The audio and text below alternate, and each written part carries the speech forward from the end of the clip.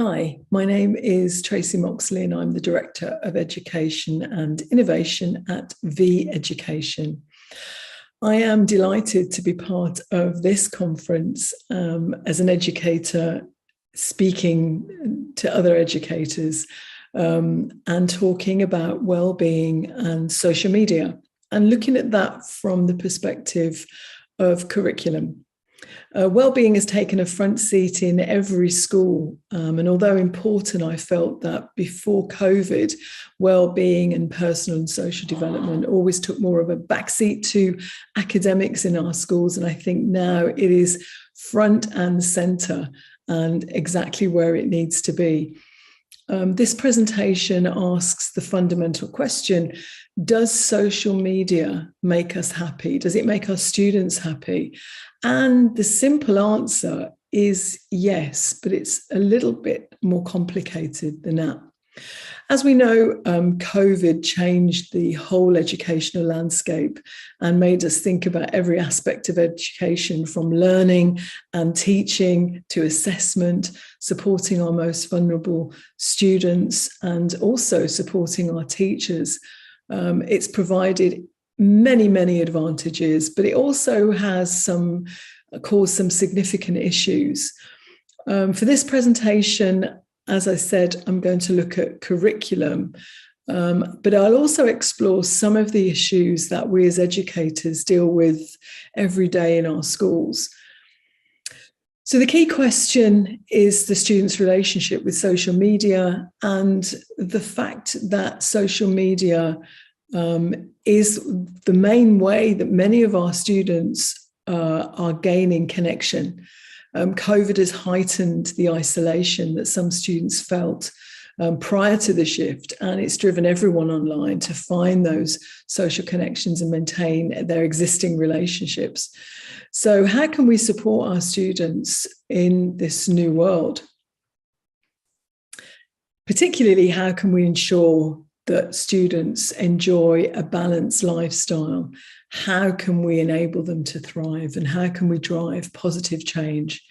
The pandemic highlighted that the world can change instantaneously, giving not much time for us to adapt. So how can we as school leaders help our students to live their best life in an uncertain world? And how can we enable them to thrive, dealing with the challenges of the real and the virtual worlds?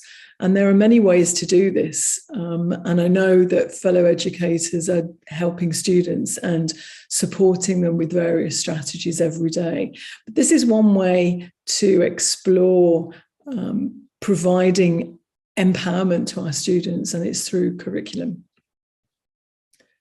So here are some key questions.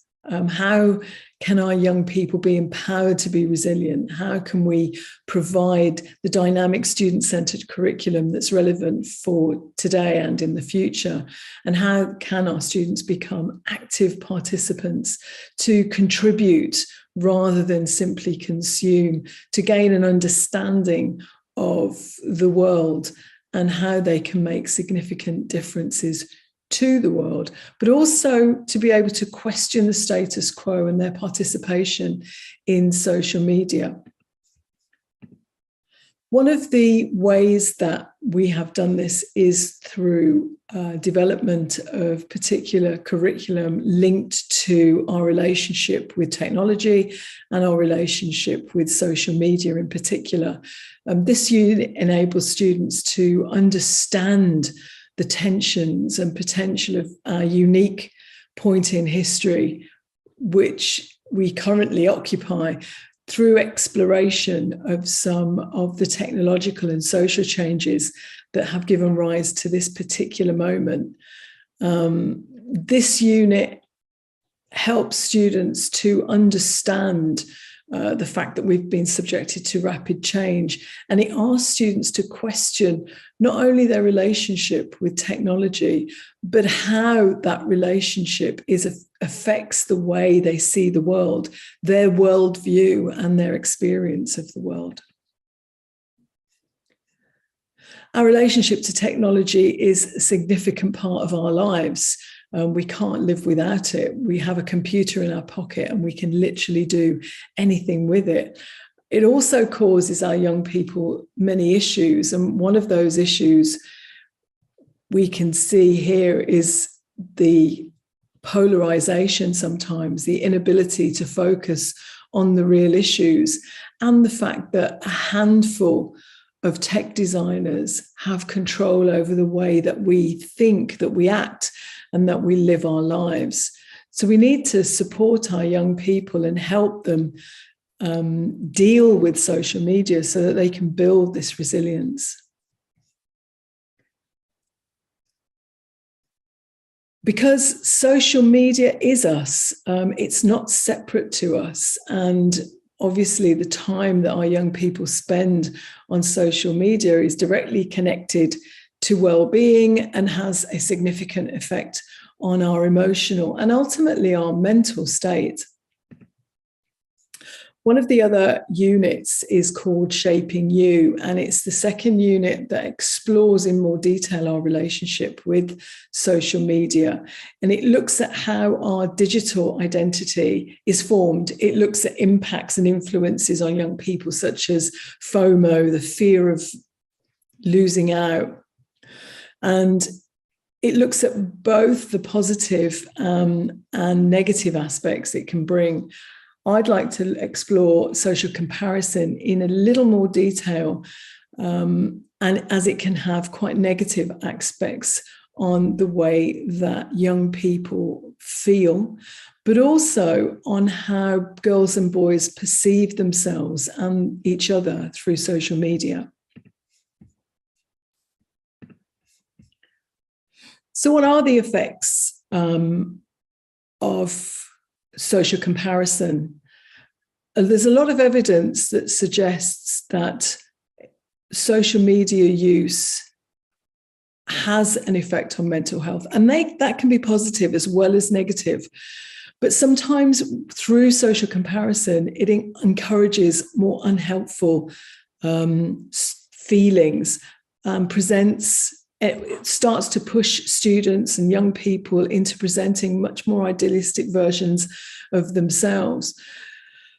The potentially negative ones are the ones that we're dealing with every day with students, such as negative comments on images and photos, unhelpful comparisons around idealized versions of beauty, and the fact that we and our young people are bombarded with these images that are often very difficult to achieve. So the effects as highlighted here are the reduction of self-esteem, particularly on the vulnerable, causing distress on how students see themselves, and then the emergence of the mental health issues that I'd referred to previously. So here's a bit more about social comparison. There are clearly many reasons why social media has been linked to anxiety and depressive systems, negative body image, sleep problems, cyberbullying. But increased social comparison is one of the most powerful. It's a form of social self-esteem where we derive our sense of self through comparing ourselves with others.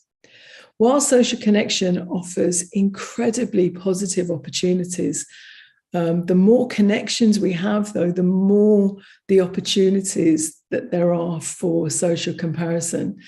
And the data here is really interesting. So the average person has 10 to 20 close relationships, 1993 research. Today, the number of online friends is an average of 338, quite something.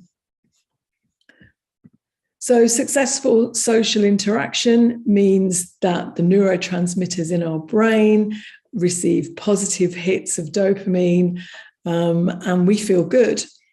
In 2020, internet usage and on social media hit 145 minutes a day. And social media has been described as being more addictive than cigarettes and alcohol. But the nature of addiction is really complex, and the idea of it being more addictive may relate to the fact that it's available without restriction, it's accessible, and socially acceptable. So successful social interactions can be one of the most fulfilling for humans. But this has been harnessed by social media companies, and it may not be to the advantage of our young people. So former Facebook President Sean Parker described the Facebook platform as a social validation feedback loop and admitted that the like button had been deliberately introduced to give a dopamine hit to encourage continued group use. Facebook, as you know, is currently in the news for putting profits before people. And now Facebook's own research indicates that Instagram has a negative and damaging effect on young women's mental health in particular. And what we now see, the metaverse emerging, and what we do know for sure is that that distraction will be significantly increased. This is a really interesting model, and it's been adapted from cognitive behavioral therapy, and basically adapted to explore social media use. And it shows how our well-being and mental health can be directly affected by comparing ourselves to others on social media. It gives examples of the thoughts that we can have, like other people are better than me, leading to feelings of low self-confidence and resulting in more time immersed in social media. That is obviously making students feel sad. The low self-esteem is making them feel anxious. And the negative effects of social media can also have quite devastating physical effects, such as sleeplessness, lower energy levels, and sometimes physical pain. So the model has been used to illustrate that the role that social media have where social comparison is concerned and may play a significant part in mental health problems.